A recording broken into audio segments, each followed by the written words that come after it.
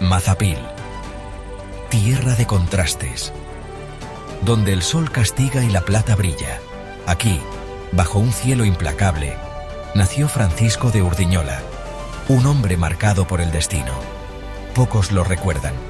Su nombre se pierde en la historia como huellas en la arena, pero su sombra aún se proyecta sobre estas tierras.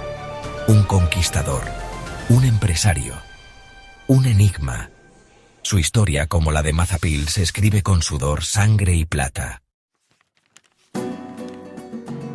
Nacido en 1529, Urdiñola creció bajo la sombra de la conquista. Su padre, soldado español, le enseñó el manejo de la espada.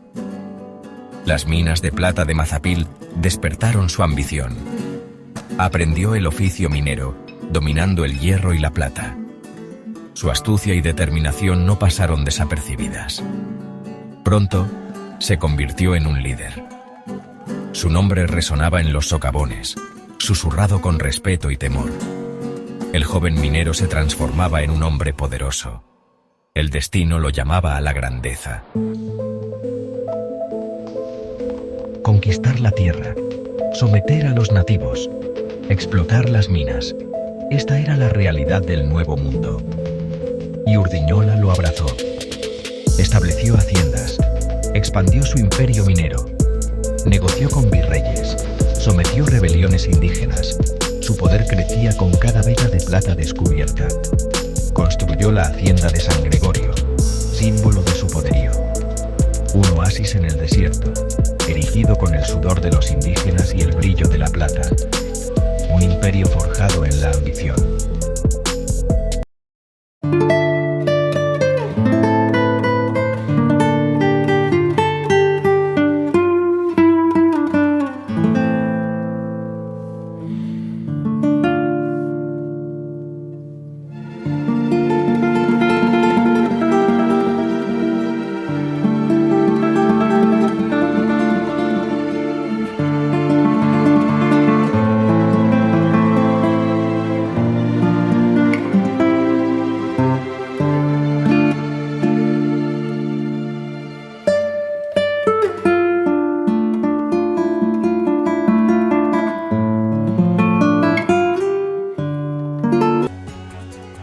El poder tiene un precio.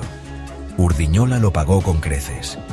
Enemigos jurados, conspiraciones palaciegas, traiciones familiares.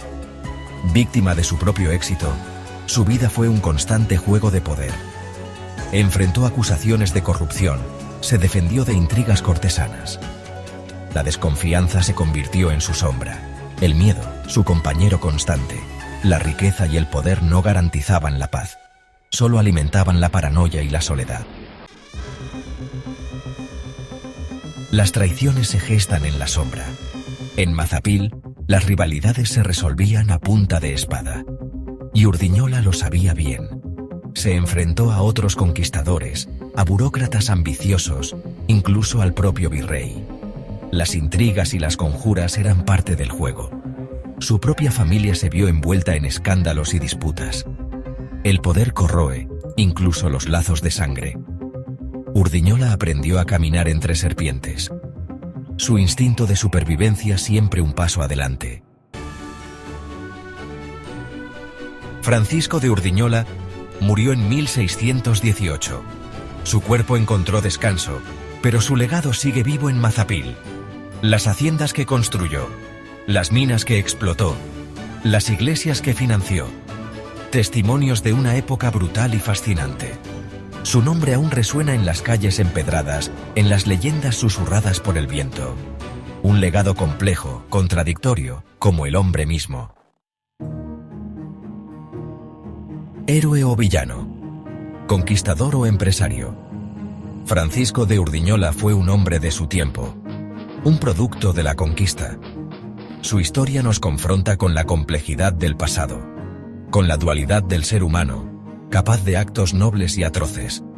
Un hombre que amasó una fortuna, construyó un imperio, pero también sometió a un pueblo. Juzgarlo con la moral de hoy sería un error.